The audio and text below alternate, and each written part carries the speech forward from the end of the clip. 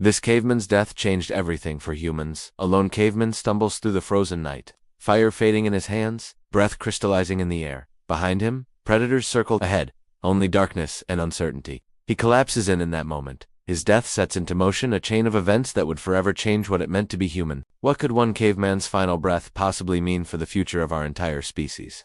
The night of fire and fear. The night was merciless. The kind of night where silence was not safety but a predator of its own pressing against the skin. Heavy, unbroken, waiting. His breath came out in clouds of white mist, each one a fragile reminder that warmth was leaving his body faster than he could keep it. Clutched in his calloused hands was a glowing branch, the last ember of his tribe's fire. Its flame sputtered against the freezing wind, threatening extinction with every gust. He stumbled forward, feet raw against the stone and snow.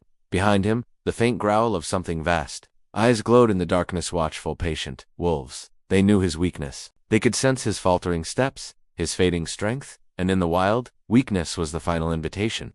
But he pushed on, because in that flicker of fire, fragile though it was, lay everything his people needed to live through another night. Fire was not just heat, it was protection, cooking, safety from the endless dark.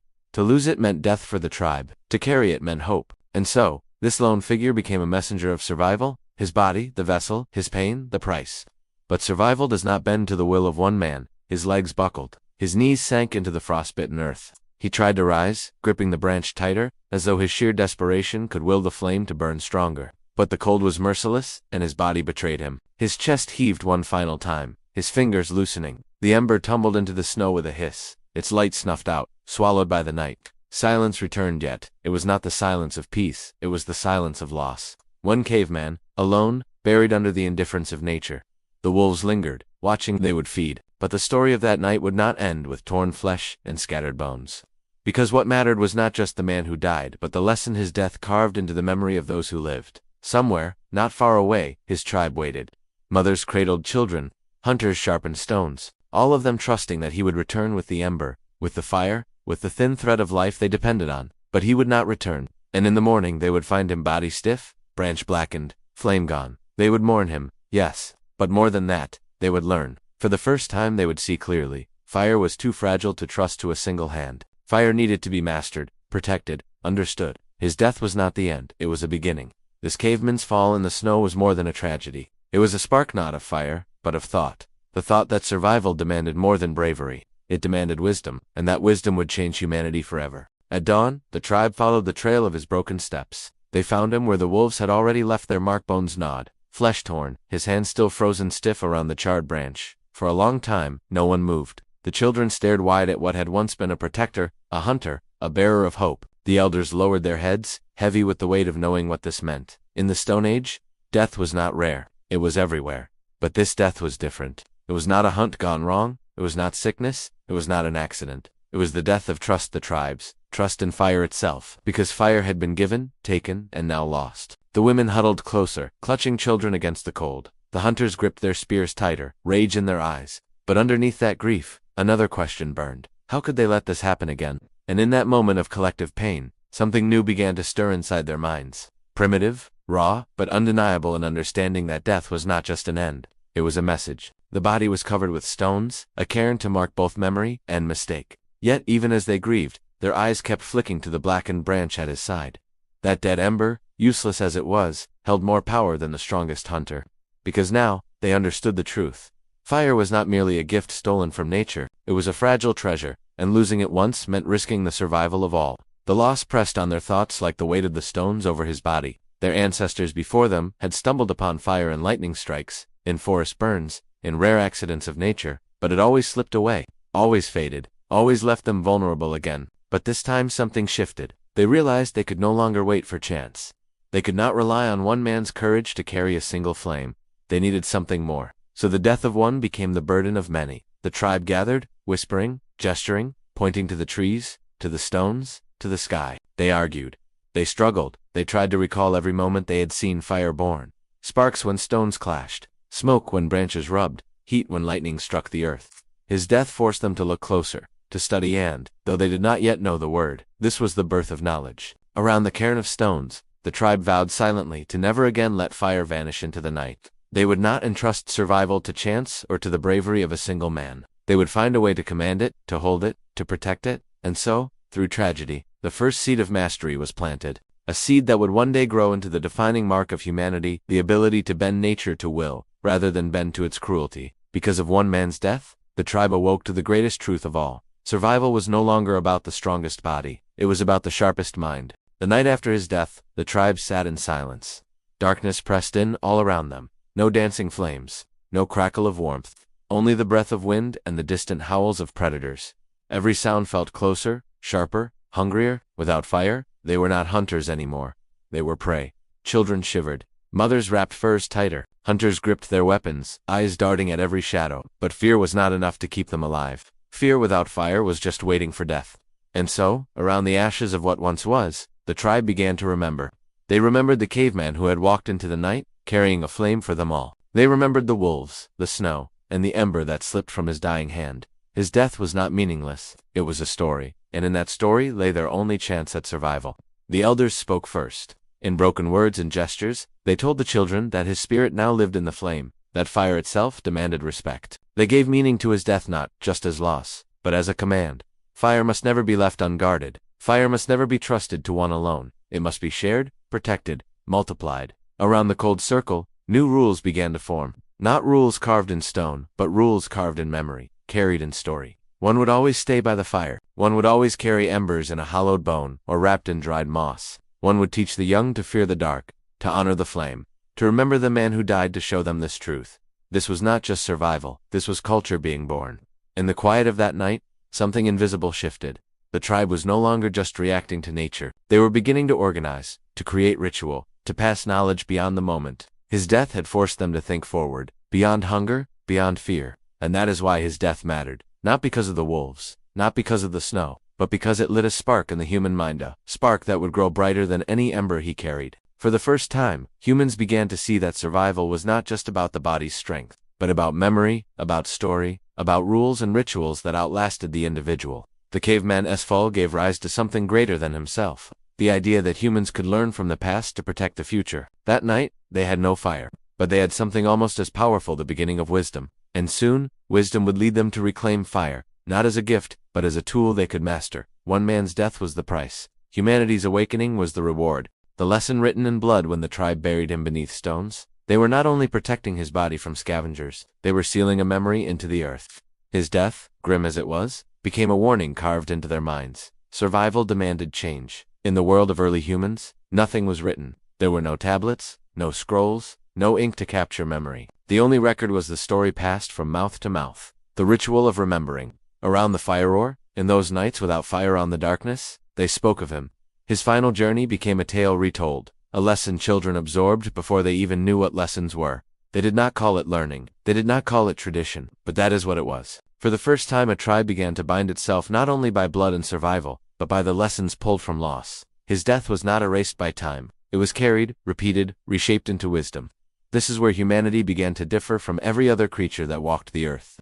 Wolves could learn to hunt better, lions could adapt to prey, but only humans carried forward the meaning of death, turning tragedy into instruction. The caveman's fall did not just feed the wolves, it fed the minds of his people. In whispers, they remembered his frozen hand clutching the ember. They remembered the silence of the night when fire was gone. They remembered the hollow hunger in their bones when warmth abandoned them. These details were not forgotten. They became warnings, leaving, breathing fragments of memory. Over time, the story hardened into something greater than grief. Around the flames, they eventually recovered. Mothers would point to the fire and remind their children, "This must never be lost." Hunters would pass the ember to one another, repeating his name, as if the act of holding flame was holding him. Even silence became ritual. Each time they looked at fire, they remembered the man who died carrying it. And this is where something profound was born. Not just survival, not just reaction, but culture, the invisible chain linking one generation to the next. His death created a story that outlived him, and through that story, humanity discovered its first great tool, collective memory.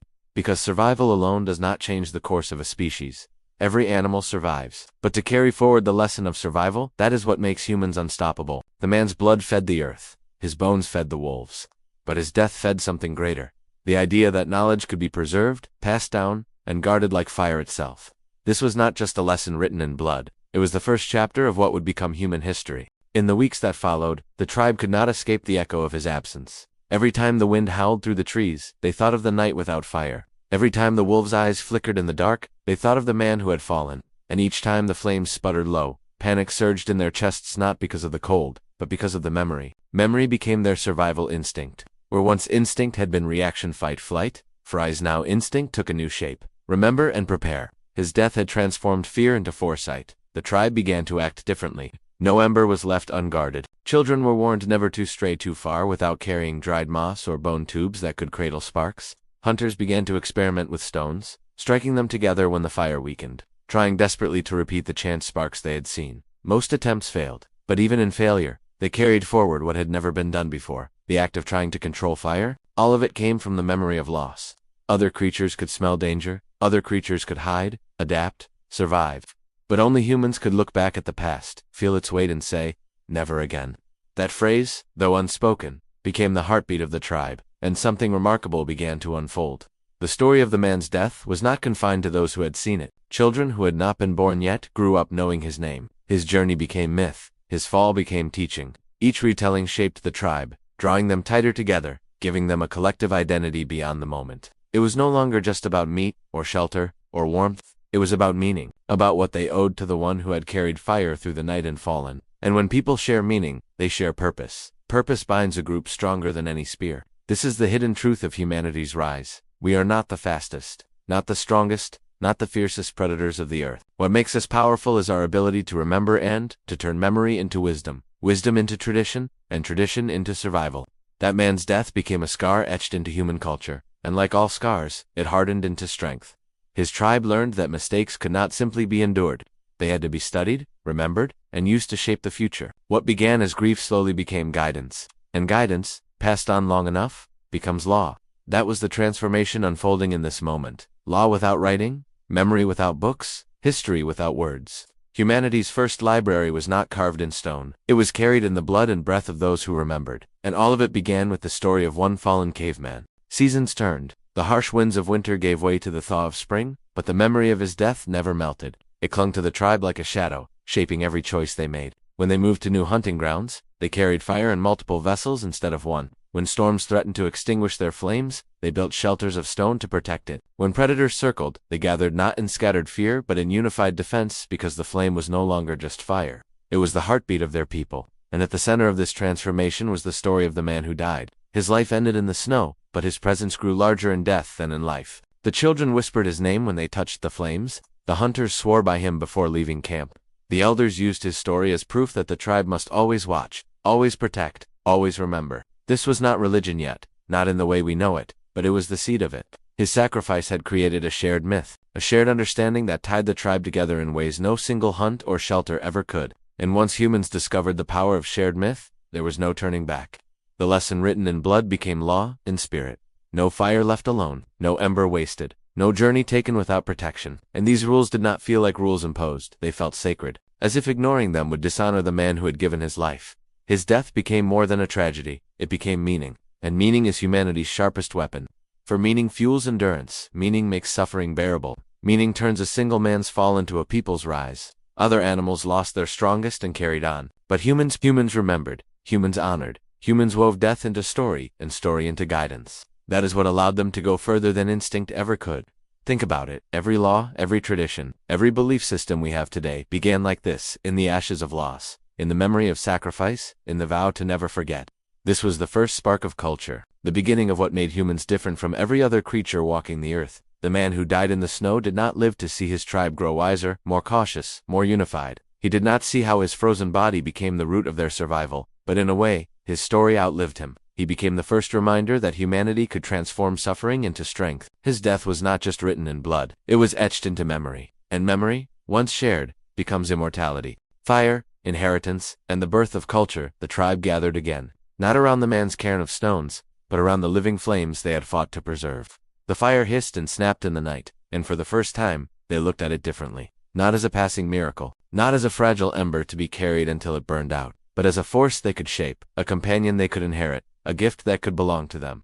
This shift was monumental. Until now, fire was something humans stumbled upon: lightning strikes, wildfires, accidents. It was a treasure loaned by nature, but his death had changed the way they thought. They realized fire could be more than chance. It could be protected, guarded, and if they could learn, maybe even created. Around the flames, the tribe's elders spoke in broken words and gestures, shaping the first lessons of firecraft. One hunter demonstrated how dried moss could hold embers longer, another showed how stones sparked when struck just right. They watched, they experimented, they failed, and they tried again. The memory of the man's frozen body pushed them forward, whispering, "You must never lose it again." And so fire stopped being just heat. It became inheritance, something handed down from one to the next, something larger than any one man. It became the first form of wealth humans ever knew, not meat, not skins, not weapons. Fire was life itself, and whoever guarded it carried the future of the tribe. But it was more than survival. Fire changed what it meant to live. For the first time, meals no longer had to be raw. They roasted meat, discovering that cooked food gave more strength, lasted longer, tasted sweeter. Children grew healthier. Hunters recovered faster. Stomachs that once fought against raw flesh now welcomed warmth. The body changed because of fire. The mind expanded because of what fire allowed, and fire drew them together. No longer did each family huddle alone in the dark. Now the tribe circled the flames, eating, sharing, telling stories, remembering the man who died and the lessons carved from his death. The fire was not just light, it was the first stage of culture. Think of it, every story humanity has ever told, every song, every ritual, every lit's ancestor was the circle of fire. Because fire gave not only warmth, but time. Time to sit, time to speak, time to imagine. Before fire, night was only fear. After fire, night became possibility. And that possibility began here with the death of one man, whose frozen ember forced his people to transform fire from a fleeting miracle into a permanent inheritance. What had once been fragile now became eternal, and what had once been survival began to look like civilization. The more the tribe lived with fire, the more they realized it was more than survival, it was power. Not the kind of power measured in muscle or teeth, but in something far more dangerous: control. With fire, predators kept their distance. The wolves that once circled in the night now lingered at the edges, afraid of the crackle and glow. Lions that had once owned the darkness now hesitated. The balance had shifted. For the first time, humans were not merely prey, running from claws and fangs. They had carved out a weapon that turned the wild itself against its masters. And this power did something remarkable to the human spirit. It gave them confidence. No longer did they move like shadows, fearful and fleeting. Around the fire, they began to laugh louder, to plan further, to believe they could endure. Fire was not just warmth, it was identity. To have fire was to be human. But with this came responsibility. The flame could not simply be enjoyed. It had to be protected. Children were taught from the moment they could walk: never step too close, never waste wood, never let the fire die. These rules, born from tragedy, became ritual. And ritual is the seed of culture. At night, after the hunts, after the meat was roasted, the tribe would sit around the flames and tell stories. At first, the stories were simple: of hunts, of storms, of the man who had died carrying the ember. But as firelight flickered against cave walls, shadows came alive, and imagination grew. They began to paint, to gesture, to reenact hunts, to preserve memory not just in words, but in performance. Fire gave them a stage, and with it, the earliest sparks of art. This is what most forget. Culture did not begin with kings or cities. It began with fire. Fire gave humans time to think beyond the next hunt. It gave them space to share knowledge. It gave them the comfort to dream. And yet, they never forgot the man who died. His story was told again and again, not as tragedy, but as foundation. He became more than a man. He became a symbol. His failure was their awakening. His death gave birth to their identity. From that night forward, fire was no longer something they found, it was something they kept. And to keep fire was to keep the memory of him alive. The wolves may have consumed his flesh, but they could not consume the meaning of his death. That meaning was protected in the flames. Flames that now roared stronger, brighter, unbroken. The tribe had inherited fire, and in doing so, they inherited themselves. The true power of fire was not only in the light it cast, but in the shadows it revealed. As the flames danced on the walls of caves, humans began to see something no other creature on earth could: the reflection of their own minds. By firelight, stories became richer. Gestures turned into rituals. Shadows on the stone became the first sketches of memory, the beginning of art, of symbols, of communication beyond the moment. Fire extended the day, giving hours that nature had never granted them before. Hours to talk, to dream, to wonder. For the first time, humans were not trapped in the cycle of eat, hide, sleep. They were free to imagine, and imagination is what separates survival from destiny. Cooking food changed their bodies, giving them more energy and sharper brains. Sharing warmth changed their relationships, binding the tribe together not just by necessity but by choice. Telling stories changed their minds, helping them remember, plan, and pass on knowledge. All of this was born in the circle of fire, but in every flicker of flame, they remembered the cost. The man who had died carrying the ember was no longer just a hunter, no longer just a tribesman, he had become myth. In him the tribe found their first symbol of sacrifice, the idea that sometimes one life must be lost so others can endure. His death was not in vain because it forced them to become something greater than what they were. This is how culture was born, not in comfort, not in abundance, but in struggle, in sacrifice, in loss. Fire did not simply make life easier, it demanded that humans grow wiser, it demanded responsibility, it demanded memory. And in meeting those demands, humanity began to rise above instinct. The cairn of stones where his body rested became more than a grave. It became a monument. Each time the tribe passed, they touched the stones, as if touching the memory itself. His story was carried in the breath of mothers to their children, in the chants of hunters before they set out, in the glow of every flame they nurtured. He had given them more than an ember, he had given them meaning, and meaning is stronger than any predator, sharper than any spear, brighter than any fire. From this moment forward, humans were no longer just creatures surviving the wilderness. They were creators of a world within the wilderness. Fire was no longer a fragile gift borrowed from nature, it was theirs. And with it, they would change the earth itself. One man's death, one ember lost, one lesson learned. That was the price of culture's birth. The echo of his sacrifice every ember carried forward was, in truth, an echo of him. Though his body had long since returned to the soil, his sacrifice lingered in the minds of the tribe like a fire that refused to die. His story was told not only because of what he lost, but because of what his loss demanded of everyone else. Sacrifice is a strange thing. It wounds in the moment, but it strengthens in the memory. His death forced the tribe to change, to grow, to become more than they were. In this way, he lived on not through flesh, but through responsibility. The fire itself became his inheritance to them, and their duty was to carry it further than he ever could. As the seasons turned, his tale spread like sparks caught on the wind. Other clans heard of the man who had died with fire in his hands. Perhaps the details shifted in the telling. Maybe some said he had fought the wolves until the end, others that the sky itself struck him down. But the essence remained. He gave everything so his people could learn. His story became more than memory. It became a mirror of humanity's truth, that survival is never free. It is always paid for by someone's suffering. And this idea that the living carry the weight of the fallen became one of humanity's earliest instincts. When a hunter fell, the others hunted harder. When a mother died in childbirth, the tribe protected her child as if two lives were bound to it. When fire was nearly lost, they remembered him, and swore never to let it fade again. The echo of his sacrifice was not silence. It was resolve. Think of what this means.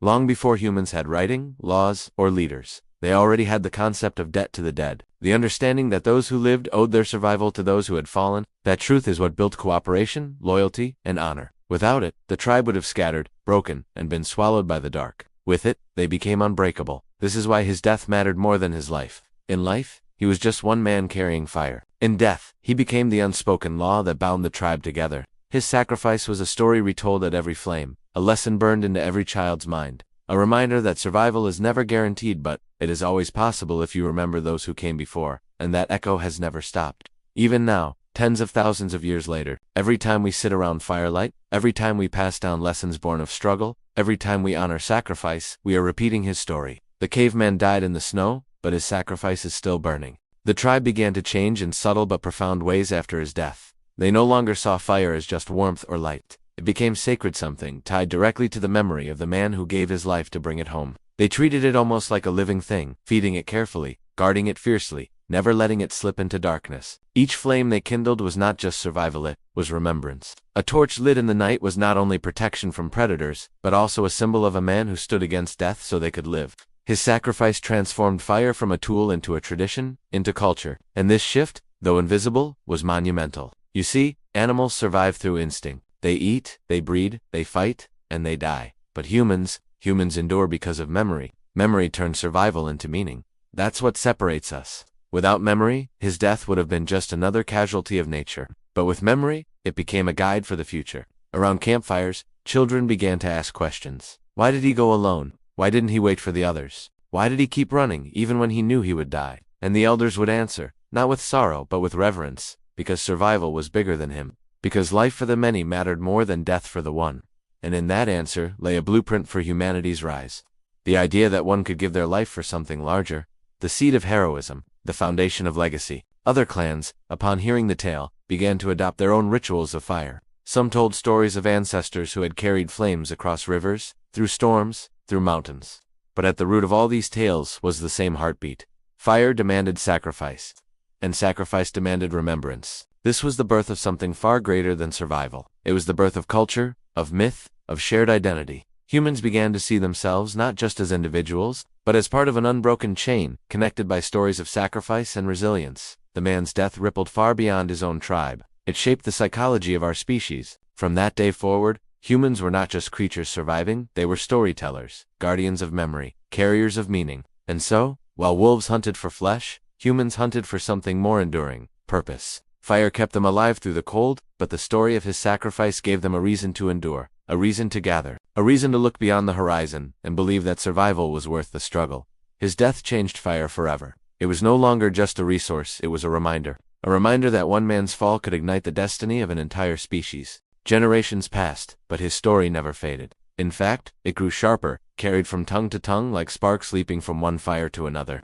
The details may have blurred with time, but the essence remained the same. A man had given his life so that others might carry the flame forward. This was not just memory anymore. It was myth. And myth is more powerful than fact, because myth carries not just what happened, but why it matters. Each time the tribe lit a fire, they whispered his name or what was left of it through the erosion of time. The children who had never seen him felt as though they knew him. His story was not history, it was instruction. And this is where the transformation of humanity accelerated. You see, stories like his did more than honor the past. They shaped behavior. They taught lessons without needing books. His sacrifice became a silent law. Protect the flame, protect the tribe, be willing to give everything, because survival demands it. For the first time, humans were not simply reacting to danger like animals. They were living by principles, invisible rules carried in stories. This was the invisible architecture of civilization. Not walls, not weapons, but shared values, written in firelight and carried in memory. And here's the deeper truth. Without sacrifice, stories die. Without stories, meaning collapses. And without meaning, survival becomes empty. His death gave survival meaning, and meaning gave humans strength no predator could match. Think about it: lions had sharper teeth, bears had more power, wolves had greater speed, but none of them had stories. None of them had a reason beyond hunger and instinct. Humans were fragile, yes, but they carried something no claw could shred, no fang could pierce: the fire of belief. Every ember they carried was more than heat. It was proof that death could give birth to life. It was proof that pain could forge purpose. And so, the tribe grew, stronger, more united, not because of numbers, not because of strength, but because of memory. And every time the fire burned, it was as if his spirit lived again, watching from the shadows, ensuring that no night would ever swallow them whole. His death had not ended his life. It had extended it, stretched it across generations, woven it into the very fabric of what it meant to be human. And so, in a way, he did not die at all, because as long as the flame burned, so did he. From one death, a future unfolds. The night he died, it seemed like nothing more than a tragedy. One man gone, one body left in the ashes of a desperate moment. But what no one realized then, what history would only reveal much later, was that this single sacrifice planted a seed that would grow into the entire future of humanity. Because from that night forward, humans were no longer just surviving, they were evolving. His death crystallized something vital: the understanding that life was not just about the individual, but about the tribe, the future, the generations to come. This was new. Before him, before that moment, survival was moment to moment, a personal fight against hunger, cold, and predators. But now, survival had gained a dimension it had never known: continuity. The tribe understood they were part of something larger, something that stretched beyond their own short lives. And that realization changed everything. It was the first ripple of a truth that would later define humanity's greatest achievements: that progress demands sacrifice. Every tool invented, every migration begun, every fire carried into unknown lands, all of it was fueled by the willingness of someone, somewhere, to give more than they took. His death was the story that etched this into the bones of his people. It taught them that courage mattered, that unity mattered, that endurance was greater than fear. It made survival not just about outlasting the night, but about building a dawn worth reaching. Imagine them children gathered around the flames, wide-eyed, listening to the elders retell the story of the man who gave everything for fire. They didn't just hear it, they absorbed it, let it carve paths in their imagination. And when their time came, when danger loomed, they acted with the memory of his sacrifice guiding them. This is how humans began to step beyond instinct. Animals feared, fled, fought, or froze. But humans remembered, humans honored, humans passed on the torch not just of fire, but of wisdom. And wisdom is what transforms survival into civilization. That one death had turned into a compass, a reminder that their lives were not isolated sparks, but threads in a much larger tapestry. Each decision, each act of bravery or cowardice, would echo forward. His death was not an ending, it was a signal, pointing humanity toward its destiny. And this is why, thousands of years later, we still tell stories of sacrifice. Why heroes matter. Why legends endure. Because in the bones of that forgotten caveman, we glimpsed the blueprint of ourselves. What seemed like one man's tragedy became everyone's inheritance. His flame did not just light the night, it lit the path toward what we would one day call humanity. The tribe did not bury his memory in silence. They carried it, as they carried the fire he had died for. Every time they struck stone against stone, every time sparks flew, his name lived in that flame. Every meal cooked, every predator driven back by firelight, every night survived, he was there, unspoken yet present, a silent guardian of their survival. And because of him, something else ignited. The courage to move forward. Before, they had feared the unknown. The dark forests, the endless plains, the rivers too deep to cross, all of it whispered danger. But after his sacrifice, they began to see differently. Danger was still there, yes, but so was possibility. They realized that fear could be endured, and on the other side of fear, new worlds could be claimed. And so, when the herds migrated, they followed farther than ever before. When the rains shifted and the land grew harsh, they pressed onward instead of retreating. It was as if his death had unlocked a truth they hadn't known how to grasp, that survival meant movement, that stagnation was death, and progress was life. Step by step, campfire by campfire, they pushed outward, and each time they carried the fire into new lands, they carried his story with it. His death had become a map, guiding them across the wilderness. And this is how culture was born. Not in great cities, not in towering monuments, but in whispers around the fire, in lessons passed from elder to child, in rituals that made meaning out of pain. His death gave them a reason to remember, and memory is the root of culture. Without it, each generation would live and die the same, repeating mistakes, vanishing like smoke. With it, humanity began to build a chain, each link stronger than the last. Think of the first songs, the first cave paintings, the first carved bones, etched with symbols. They were not random. They were echoes of stories, stories of survival, stories of sacrifice, stories of those who gave so others might live. And in those echoes, humanity began to discover something profound. That we are not just animals surviving the night. We are storytellers shaping eternity. His death, one single death in a world of countless forgotten bones, became the spark that pushed humanity from instinct into identity. The tribe no longer saw themselves as scattered individuals. They were a people, connected by fire, memory, and shared destiny. His loss had united them, binding them with invisible threads that would one day weave entire civilizations. From that moment on, death itself was no longer meaningless. It could be transformed into legacy. And that is what made humans unstoppable. From the ashes of his sacrifice, humanity carried something no other creature on earth possessed: the ability to give meaning to death. Lions killed to eat, wolves killed to survive. But humans could look at a fallen brother and say, this mattered. They could transform tragedy into direction, pain into purpose, loss into legacy. And that changed everything. Because once you give death meaning, you give life meaning too. The tribe no longer lived only for themselves. They lived for those who came before, and those yet to be born. Every spark of fire, every cautious step into new lands. Every tool sharpened on stone, they were building not just for survival, but for continuity, for memory, for the invisible future. And this is why his death was not an ending. It was a beginning. That single moment of sacrifice became a ripple that spread outward, across valleys, across mountains, across time itself. It was carried in every firelit circle of tribes that came after, in every hunt that demanded courage, in every crossing into unknown lands. His story became part of the great human inheritance, an inheritance we all still carry today. Because make no mistake, you are here because of people like him. Your ancestors walked through storms, through famine, through predator-filled nights. Because someone before them had shown that life was worth risking everything for. They endured unthinkable struggles, not for themselves, but for the possibility that one day, someone like you would stand on this earth, breathing free, under the sun. And maybe, without even knowing it, you carry that same fire within you. Every time you rise after failure, every time you push forward despite fear, every time you keep going when others stop you, are living out the lesson born from that first sacrifice. You are proving that humanity's story is not about comfort or safety, but about courage. His death changed everything because it taught us this truth. Survival is not given, it is earned. And the only way forward is through struggle, sacrifice, and the unbreakable will to continue. So when you feel small, when you feel that your actions don't matter, remember him, the nameless caveman whose tribe would not forget. He never knew you, yet he died for you. And now, your choices ripple forward in the same way his did, shaping a future you may never see. This is the legacy of humanity. A chain of fire, passed hand to hand, life to life, death to death until it reached you. The question now is simple. What will you do with it? And so the story of a single caveman's death still echoes in you, because you are the living proof of his sacrifice. You are the continuation of his fire.